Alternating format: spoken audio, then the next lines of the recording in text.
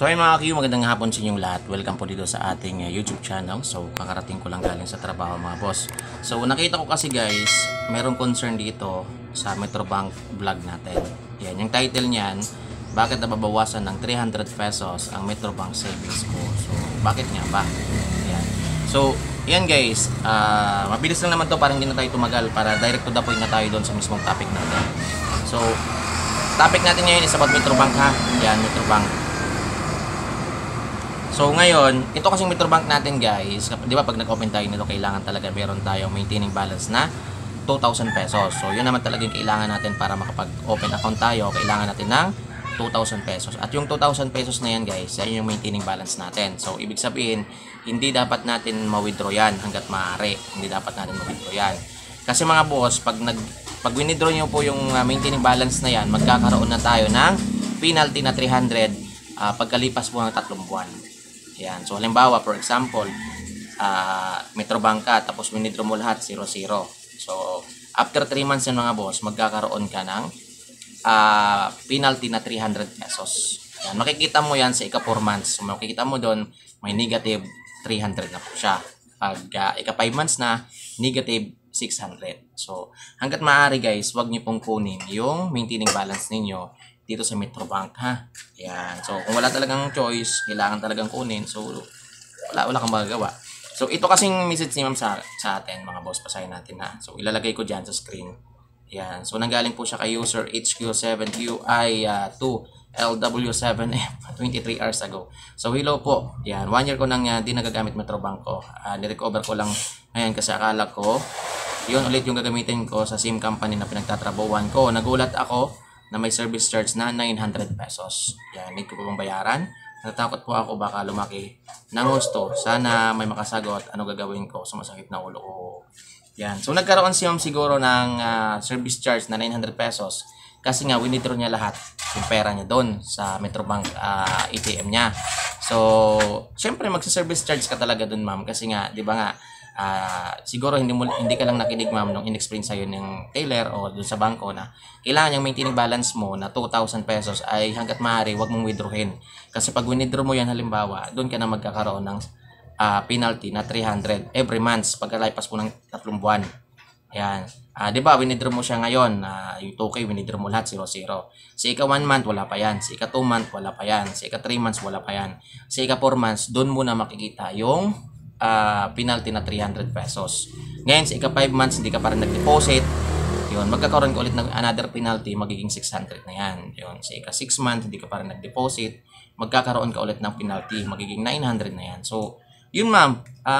So, paano yan? So, baka magkakautang tayo sa bangko, di ba? Kasi nga, nagkakaroon tayo ng penalty. Anong gagawin ko? Yun yung pinoproblema ni ma'am, kasi nga baka daw lumaki. Ma'am, huwag kang mag-alala. Kasi pag halimbawa po na hindi mo na yan nahulugan ng matagal na, kusa naman i-close nila yung account mo. Yan, yung mangyayari nun. Kapag nakita na ni Metrobank na, uy, itong tao na to parang wala nang planong mag-deposit, parang wala nang planong hulugan yung kanyang ATM.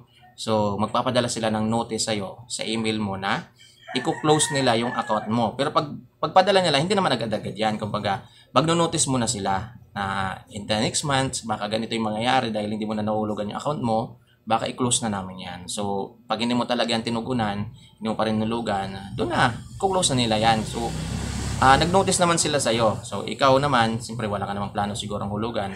So, yun na lang gagawin mo, huwag mo nang hulugan para i-close na lang nila. Hindi naman lalaki yan, ma'am. Hindi naman lalaki yan. So, automatic na nilang i-close yan kapag hindi mo na nahulugan. Like, for example, itong BPI ko. Ang nangyari kasi sa BPI na mga boss, ay winidraw ko talaga lahat 0-0 po siya. At hindi ko na siya hinulugan, hindi na ako nag-deposit. Yan, kahit 100, 200 din talaga. So, yun, nag-notice sila sa akin, nagpadala sila ng notice sa akin na, sir, ganito, ganyan. Baka in the next month, baka i-reactivate na namin yung ATM mo kasi hindi na siya nahulugan. So, ayun, nung pinadala na yun, hindi ko pa rin hinulugan. Hanggang ngayon, doon na talaga yung ATM na to guys. Close na po talaga to totally. So, hindi na natin magagamit. So, kung gusto natin mag-open ulit, pupunta lang tayo doon sa BPI tapos mag-open tayo. So, ganun yun ma'am, huwag kang mag-alala kasi hindi naman lalaki yung 900 mo na yan. So, pag nakita naman ni Metrobank na parang wala na talaga, wala ka ng intensyon, wala ka ng plano na mag-deposit dyan sa account mo, i-close na nila yan. Yan. So, yun lang mga boss, tip ko po sa inyo kapag ATM yung Metrobank ATM kayo mga boss, siyempre may maintaining balance yan na 2K. So, hanggat maaari mga boss, huwag nating withdrawin. Pero kung wala talagang choice, kailangan talaga, so, withdrawin natin. Yun nga lang, meron na yung penalty. Yan. Halimbawa, winidraw mo, 1K lang, nagtira ka ng 1,000. So, magugulat ka na lang within 3 months na hindi ka nakapag-deposit. Halimbawa, nag-maintain siya dun sa 1,000. Sa ika-4 months, magugulat ka na lang yung pera mo dun, ano na lang po siya, 700.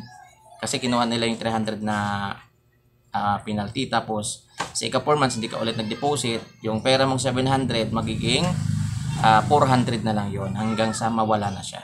So, yun. Sana klaro yun sa inyo guys. Yan sa mga humahawak ng Metrobank ATM na hanggat maaari wag nating withdrawin. Pero kung no choice talaga, ano tayong magagawa? Kung may plan, kung halimbawa matagal na po siyang hindi niyo nahulugan, matagal ng panahon na hindi kayo nagde-deposit doon. Mas maganda na wag na lang yung lagyan ulit kasi sayang naman guys kasi kakaltasin talaga nila yan. Diba, isang taon na hindi ka nag-deposit doon tapos 0-0 po siya. Pag nilagyan mo yan, magugulat ka na lang, kakainin yung iba mong pera doon dahil yun sa penalty mo ng ilang buwan na hindi ka nakapag-deposit. Yan. So, yun. Sana makatulong tong video na to. Maraming salamat po sa inyo lahat mga boss.